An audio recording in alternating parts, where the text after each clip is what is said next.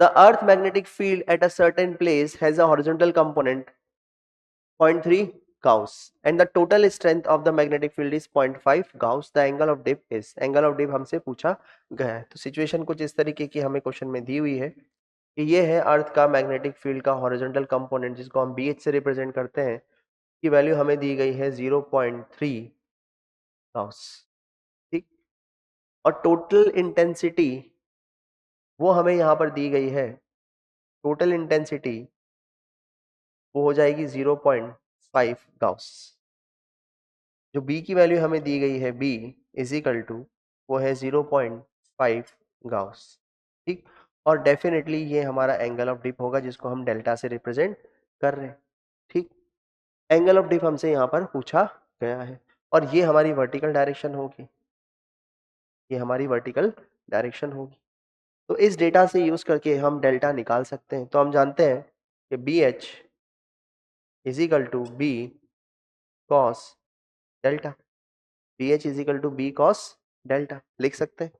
तो B H की value कितनी है यहाँ पर, या इसको पहले ऐसे मॉडिफाई कर देते हैं। तो B is equal to B H, या हमें क्या निकालना है यहाँ पर, हमें बी एच की वैल्यू दी गई है, हमें बी दिया गया है, कॉस डेल्टा की वैल्यू निकालनी है। तो हम कॉस डेल्टा की वैल्यू यहाँ से निकाल लेते हैं जो कि कितना हो जाएगा, B H divided by B, B H divided by B.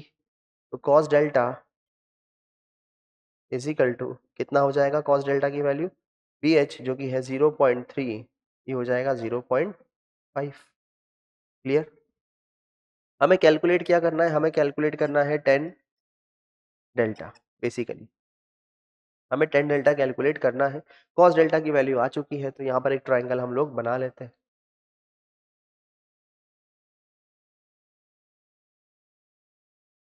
यह है थीटा, क्लियर। यह है 0.3, यह है 0.5, तो ये हो जाएगा 0.4।